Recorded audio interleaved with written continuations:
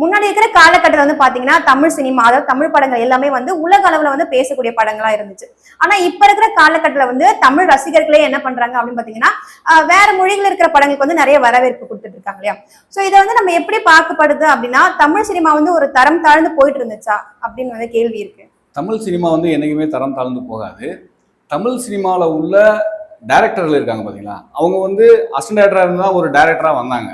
இன்னைக்கு ஒரு பா ரஞ்சித் சாராக இருக்கட்டும், இல்லை வந்து ஒரு லோகேஷ் கனகராஜ் சாராக இருக்கட்டும், அவங்க வந்து வந்தோடனே ஒரு மிகப்பெரிய பிரம்மாண்டமான படத்தை கொடுத்துலாம் வரல. அவங்க ஒரு சின்ன படத்தை கொடுத்து வந்தாங்க, அவங்க ஒரு டைரக்டர் ஆகிட்டாங்க. அவர் ஒரு தரமான டைரக்டர். இந்த மாதிரி நிறைய கேட்டகரி சொல்கிறார். ஒரு பாண்டியராஜன் சாராக இருக்கட்டும், அவங்க நிறைய பேர் இருக்காங்க. ஸோ அவங்க வந்து என்ன பண்ணுறாங்கன்னா படங்களை குறைச்சிட்டாங்க.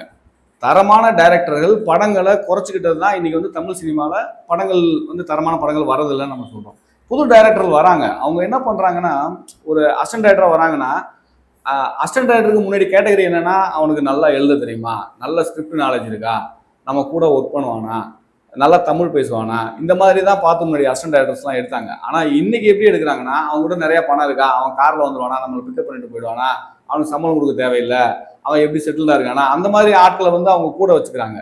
ஸோ அவங்க அவங்க வந்து டைரக்டராக உருவாகுன்ற நோக்கத்தில் வர மாதிரியே தெரியல. எல்லாம் ஒரு ஜாலியாக வந்து ஒரு படத்தில் ஒரு 20 அசிஸ்டன்ட் டைரக்டர், ஒரு 30 அசிஸ்டன்ட் டைரக்டர் ஒர்க் பண்ணிட்டு ஒரு ஜாலியாக என்ஜாய் பண்ணிட்டு போனால், ஒரு பெரிய படத்தில் ஒர்க் பண்ணோம், பேர் கிடச்சிச்சு அப்படின்னு இருக்கிறவங்களால வந்து ஒரு தரமான தமிழ் படத்தை கொடுக்க முடியாது.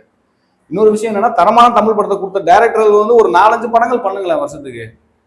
இல்லைன்னா நீங்கள் ஒரு தரமான டைரக்டரில் ஒரு தரமான அசிஸ்டன்ட் டைரக்டர் தேர்ந்தெடுத்து அவங்களுக்கு படங்களை கொடுங்க.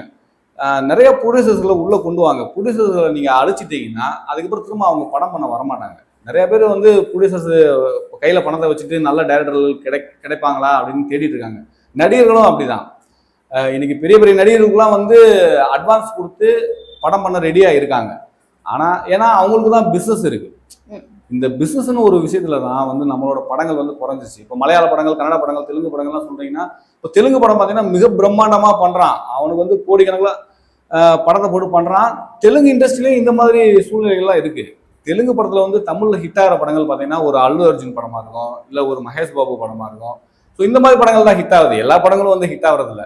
மஞ்சுமல் பாய்ஸ் வந்து ஹிட் ஆகுதுன்னா அது வந்து நம்மளோட தமிழ் இளையராஜா சாங்கால அந்த படம் ஹிட் ஆச்சு. அவங்க மலையாளத்துக்காரங்களோட படத்தில் ஹிட் ஆகல, நம்மளோட இளையராஜா சாங்கால அந்த படம் ஹிட் ஆச்சு.